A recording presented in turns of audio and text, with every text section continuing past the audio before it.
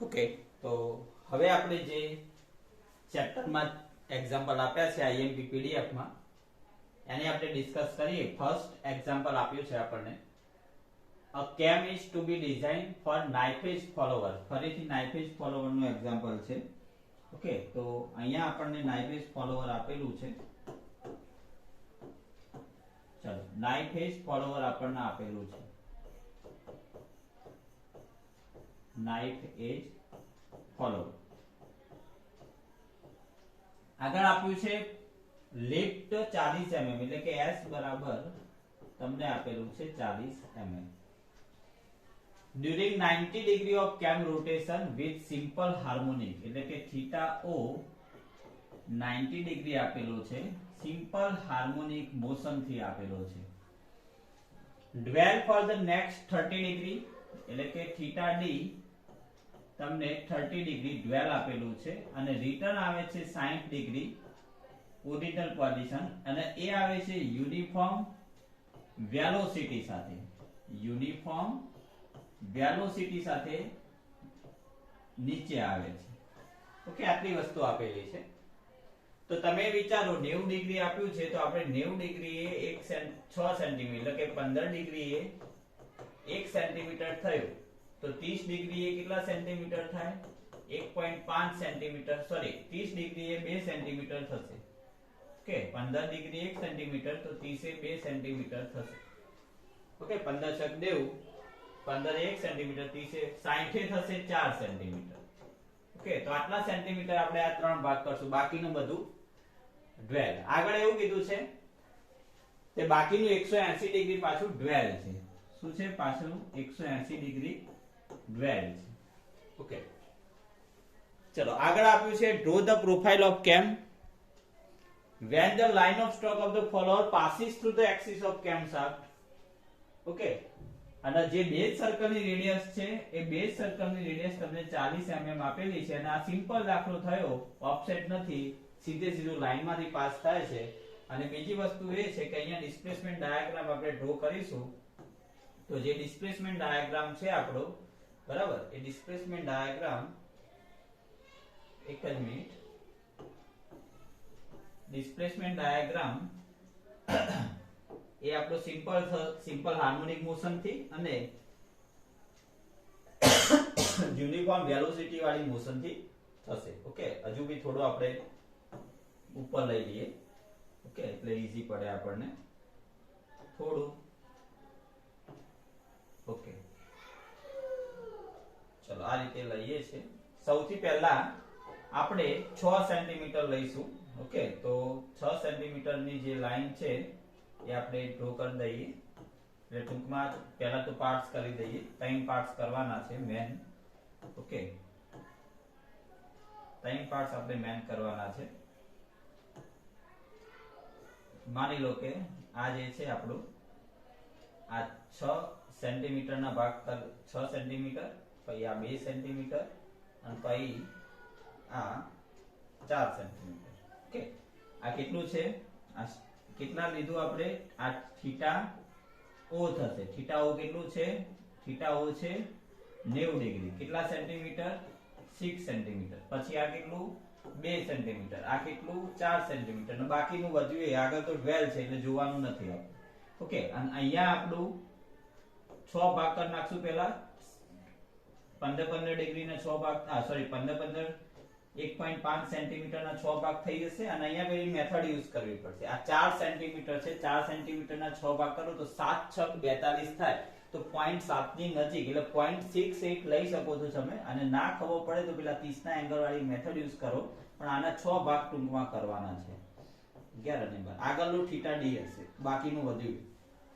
હવે અહીંયા simple harmonic motion છે, એટલે સિમ્પલ હાર્મોનિકમાં અહીંયા આપણે સેમી સર્કલ બનાવીએ છીએ અને એના આપણે 6 ભાગ કરીએ છીએ. ઓકે, સેમી સર્કલના આપણે 6 ભાગ, એટલે 180 ડિગ્રી છે, એટલે 30 ડિગ્રી થઈ જાય. અહીંયા 1 2 3 4 5 અને 6 એ રીતે આપીશું. આ દરેક પોઈન્ટમાંથી આપણે વર્ટિકલ લાઈન ડ્રો કરી દેવાની. 1 2 3 4 અને 5. અને આ 1 માંથી લાઈન 1 સુધી, 2 માંથી 2 સુધી, 3 માંથી 3, 4 માંથી 4 અને 5 માંથી 5. હવે બીજી વસ્તુ એ છે કે અહીંયા તમે પોઈન્ટના નામ આપશો તો જે છે આપણો A પોઈન્ટ થશે, આ B પોઈન્ટ, આ C પોઈન્ટ, અહીંયા D પોઈન્ટ, અહીંયા E પોઈન્ટ, અહીંયા F, અહીંયા G. ઓકે, તો આ રીતે આપણો ડિસ્પ્લેસમેન્ટ ડાયાગ્રામ આવશે. આ સિમ્પલ હાર્મોનિક થી ડિસ્પ્લેસમેન્ટ ડાયાગ્રામ આવ્યો. હવે આને એવું કીધું છે કે રિટર્ન થાય છે યુનિફોર્મ વેલોસિટી સાથે. યુનિફોર્મ વેલોસિટી એટલે એકદમ સિમ્પલ, ડાયરેક્ટલી આ ઇન્ક્લાઇન લાઈન છે, એ ઇન્ક્લાઇન લાઈન આપણે ડ્રો કરી નાખીશું ડાયાગોનલ ના જેમ. એ આ રીતે ઇન્ક્લાઇન લાઈન ડ્રો કરી અને આ દરેક પોઈન્ટને આ લાઈન સુધી એક્સટેન્ડ કરવાની ખરી બસ. તો આપણે જ્યાં સ્ટોપ થયા હતા F પછી G પછી H I J K L M, આ તમારો યુનિફોર્મ વેલોસિટી નો ડાયાગ્રામ થયો. ઓકે, તો તમે જો સિમ્પલ હાર્મોનિક મોશન અને આગળ આ બધા પોઈન્ટ જે છે G H I J K joint છે જ ઓલરેડી. ઓકે, તો આ આપણું સિમ્પલ હાર્મોનિક મોશન થયું અને આ થયો આપણો યુનિફોર્મ વેલોસિટી અને યુનિફોર્મ એક્સેલરેશન રિટાર્ડેશન આપણે આગળ દેખ્યું. ઓકે, હવે બીજી વસ્તુ એ છે કે આપણને લાસ્ટ લાઈનમાં લખી દીધું છે કે ફોલોવર જે છે એની જે એક્સિસ છે કેમ શાફ્ટમાંથી પાસ થાય છે. ઓકે, તો એકદમ સિમ્પલ એક્ઝામ્પલ થાય, કારણ કે અહીંયા ઓફસેટ દોરવાનું ના થાય અને બેઝ સર્કલની રેડિયસ તમને 40 આપેલી છે. તો સૌથી પહેલા આ લઈ અને આની સેન્ટર લાઈન તમે ડ્રો કરી નાખો. ઓકે, સેન્ટર લાઈન ડ્રો કરી દો.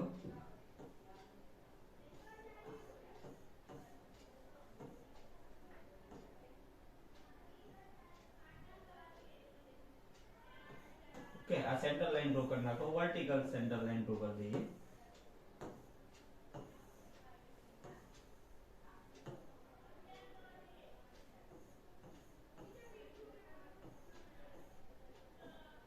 અને ઉપર આપણે નાઇફેજ ફોલોવર દોરવાનું છે. ઓકે, તો અહીંયાથી આપણે આ નાઇફેજ ફોલોવર ડ્રો કરી દઈશું. ઓકે, અહીંયા ગાઈડ્સ બતાવી દેવાનું, લખી દેવાનું, વ્યવસ્થિત રીતે ડ્રો કરવાનું. મેં નોટ્સ મૂકેલી છે, તમે દેખજો, એમાં વ્યવસ્થિત રીતે આપણા સ્ટુડન્ટોએ ડ્રો કરેલું છે. આ નાઇફેજ ફોલોવર છે.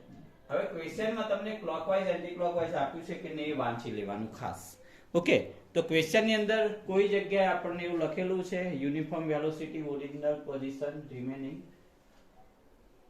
કોઈ જગ્યાએ લખેલું નથી કે ક્લોકવાઇઝ ફરે છે કે એન્ટી ક્લોકવાઇઝ. તો આપણે મસ્ટ બી ક્લોકવાઇઝ ફરતું હોય એ રીતે જ લેવાનું, એટલે કે પાર્ટ્સ છે એન્ટી ક્લોકવાઇઝ પાડવાના. હવે સૌથી પહેલો એંગલ છે તમારો 90 ડિગ્રી. 90 30 અને 60 માં ભાગ કરી દો તો આ 90 ડિગ્રી આપણું θ O થશે, θ O. પછી 30 ડિગ્રી અહીંયાથી અહીંયા 6 સુધી, અહીંયા 15 ડિગ્રી ના હશે, 1 2 3 4 5 અને 6, અહીંયા 6 આવશે. પછી બાકીનો આ જે થયો તમારો 30 ડિગ્રી, θ D 30 ડિગ્રી અને પાછું રિટર્ન છે 60 ડિગ્રી, એટલે θ R 60 ડિગ્રી. આના પાછા 60 ડિગ્રીના 10 10 ડિગ્રીના થશે, તો અહીંયા 7 8 9 10 11 અને અહીંયા 12.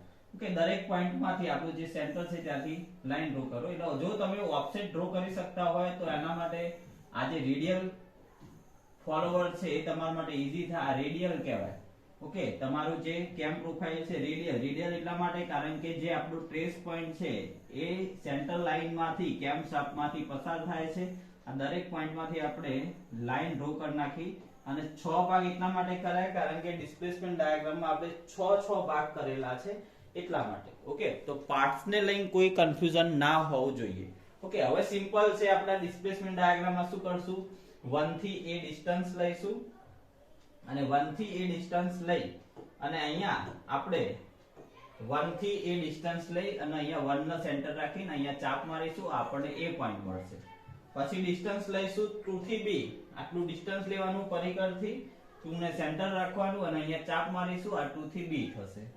એ રીતે અહીંયા 3 થી c, તો અહીંયા 3 ને સેન્ટર રાખીશું, અહીંયા ચાપ મારશું. એ રીતે 4 થી d આવશે, 5 થી e આવશે અને અહીંયા 6 થી f આવશે. હવે જો ડ્વેલ આવ્યું તો ડ્વેલ આવ્યું છે તો અહીંયાથી f જેટલી રેડિયસ લઈને અહીંયા ચાપ મારી દેવાનું, સેન્ટર થી f જેટલી રેડિયસ. એટલે ડ્વેલમાં જે છે એ આપણે જેમ સર્કલ દોરતા એ રીતે કોઈ મોશન થતી ના હોય, બરાબર. પછી ફરીથી પાછું 7 આગળ આયા તો 7 થી h, તો 7 થી 7 નો સેન્ટર લો, અહીંયા h આવશે. પછી આવશે 8 to j, 8 થી i આવશે તો અહીંયા 8 નો સેન્ટર લઈ અહીંયા આવીશું. પછી આવશે અહીંયા 9 to j, આટલું ડિસ્ટન્સ લો, અહીંયા 9 નો સેન્ટર રાખી અને અહીંયા આવશે j. એ રીતે 10 થી k આવશે, 11 થી l આવશે અને અહીંયા આવશે m પોઈન્ટ. ઓકે, અને પછી આ જે બધા જે મળ્યા છે આપણને પોઈન્ટ, એ દરેક પોઈન્ટ માંથી ઓકે આપણે કેમ ગ્રેફાઇટ ડ્રો કરીશું.